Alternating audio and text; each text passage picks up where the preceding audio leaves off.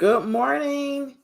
Good morning. Happy Wednesday. It is February the 19th and it is 6:30 in the morning. Bright and early on February the 19th. My name is Belinda Harris. I am a HR disruptor.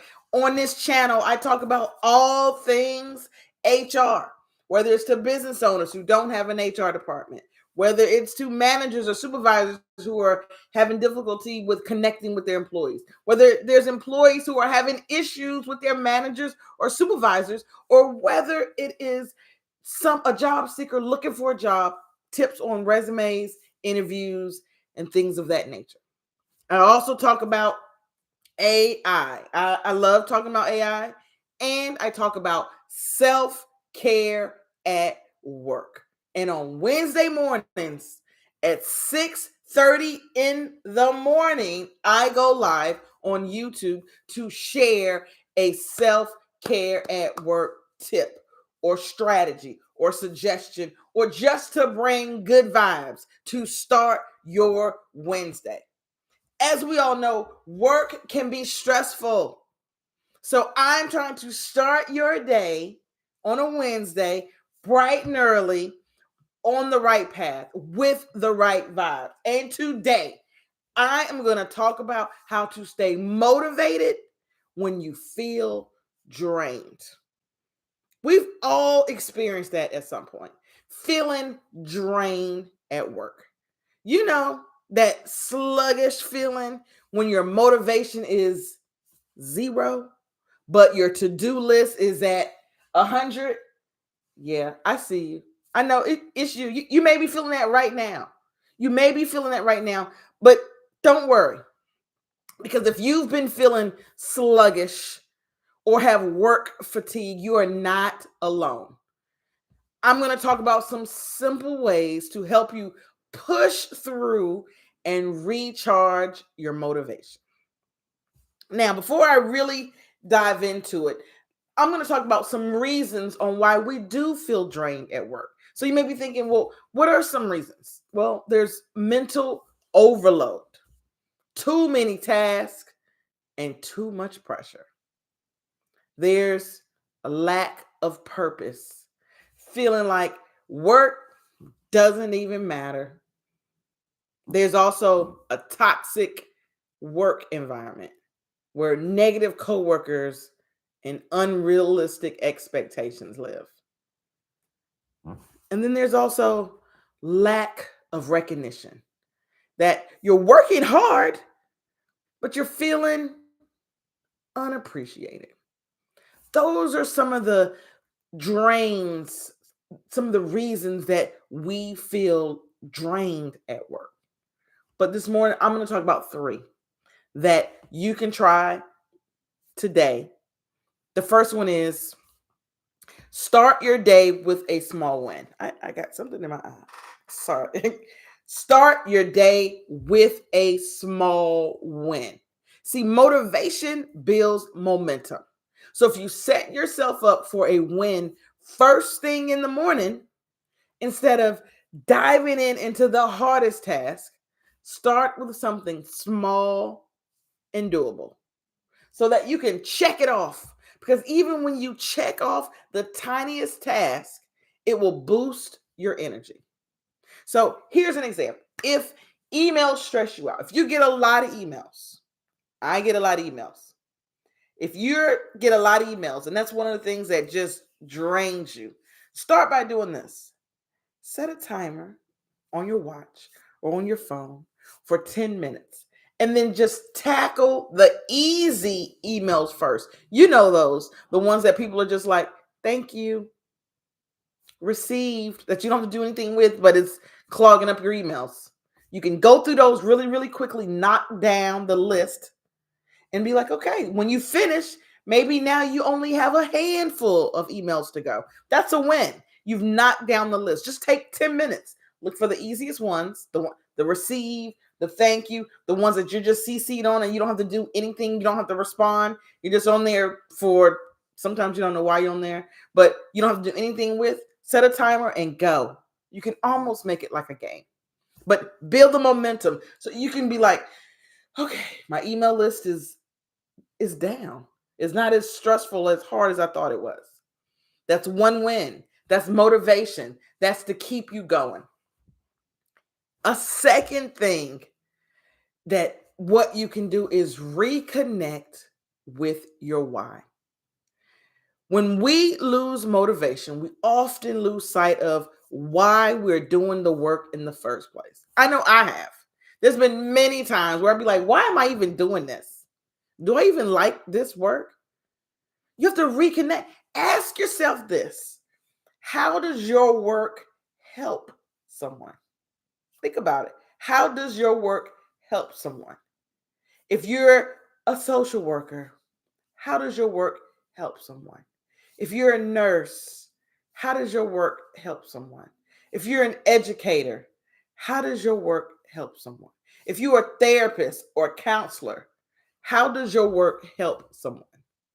And you may be thinking, Belinda, this ain't hardly my dream job, not even the least.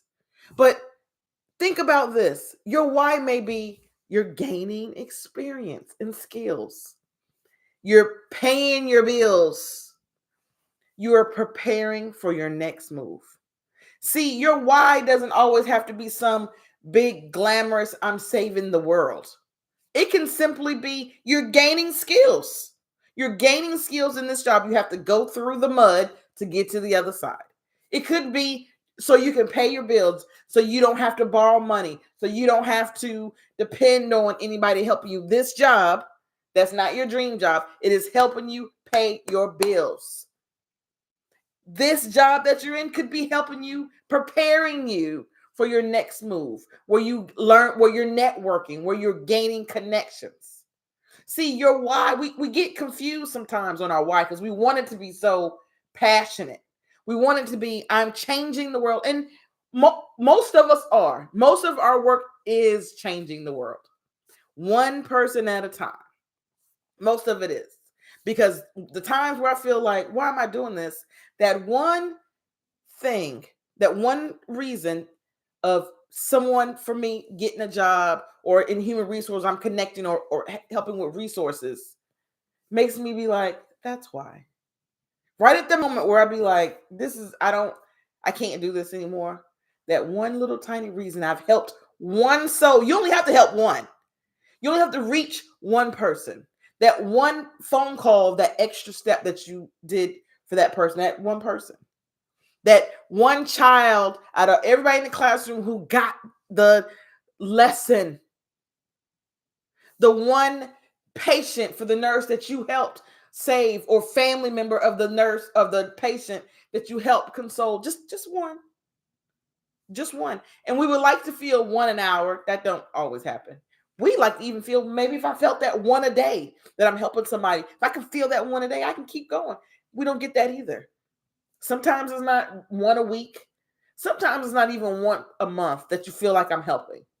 But when you're doing the work, and that one finally, that it comes, it appears, and you're like, that's my why. But if you don't have that, because you may say, hey, I'm in retail. I'm not really helping anybody, but you could be.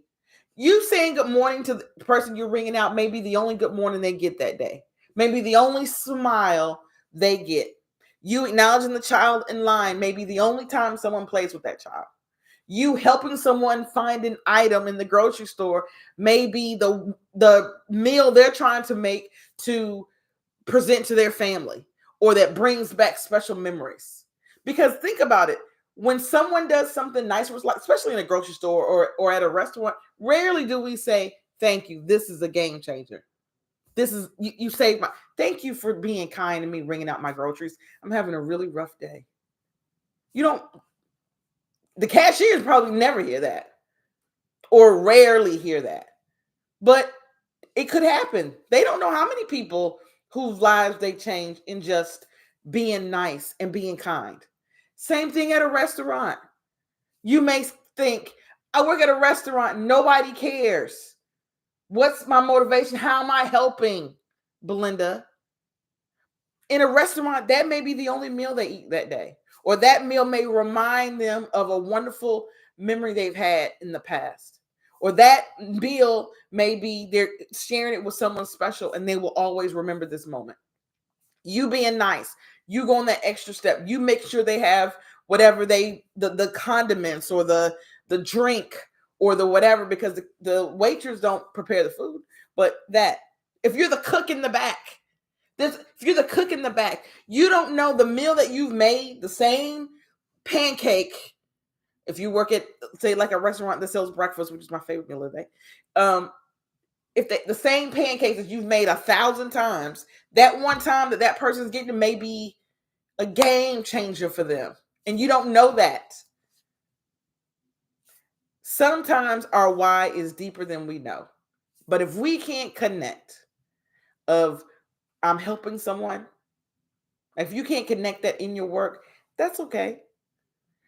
Again, you're gaining skills, you're paying your bills, and you're preparing for your next move. The other thing, the last one that I'm going to talk about today, is change up your work routine. Monotony kills motivation. A small change in your environment can boost your energy. You ever think about when you're working in the same spot over and over and over again? Monotony. That's monotony can kills. Maybe instead of working in one room, you move to another. If you're fortunate, maybe that today I work at a Starbucks. It's a different scenery. Sometimes we just need a different scenery, a different work position, a different work spot to get the motivation back. We may not can't do that all the time, but one time, change it up. You're not, if you work from home, you're not stuck, hopefully, in the same exact spot. You can work at a kitchen table. You can work in your bedroom. If you have office, you can work in the office. You can work outside if it's warm enough. Switch it up. If you can't switch that, switch up your music or your background sounds. Because you may say, well, I'm this is where I have to work. I can't go anywhere else. It has to be right here. Not a problem. Switch up the music or the background sounds. You can switch that up. I have a wonderful playlist of soundscapes that I provide music, no words, just music that you can listen to. Pick another one. If you've been listening to one, try another one. Or if you don't like soundscapes, try something else. A podcast or Pandora or Apple Radio or Spotify or whatever. Change it. Pick another artist. Usually when I'm listening to music, it's like the same 4 artists. And when I've had enough of the 4 of them, I'll be like, let me just find something else random.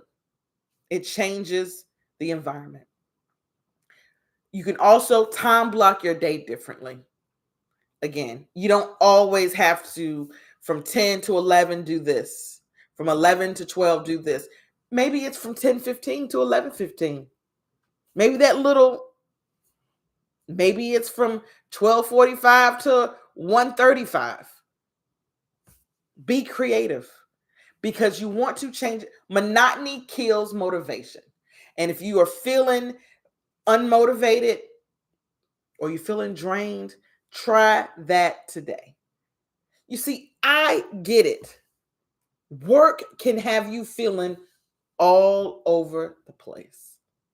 And over time, just no longer motivated to even be there. It happens. I've been there. It happened to me. That's why I started practicing self-care at work. And through practicing self-care at work, I have been able to improve how I see work, which also improved my work performance. My hope is that this video and all the self-care videos that I make help you. If today's session was helpful, please give this a thumbs up. If you're watching live, I'd appreciate good morning. How are you? If you watch it later today, because you may not be up at 6:30 in the morning. You can't be on at 6:30 to watch it. If you're watching it later on repeat, say a good morning. Say, how's it going? Tell me one thing that you're going to do today to stay motivated at work. Again, thank you for watching the video. Please subscribe to the channel if you haven't already. Every Wednesday at 6:30 in the morning, I go live on YouTube to talk about self-care at work. Hey, we're in it together. We all need motivation. Doing these lives motivates me. So every Wednesday at 6:30 a.m., I'm going to be here. I'm going to talk about self-care at work. Hopefully, I'll see you there. Have a good rest of your week.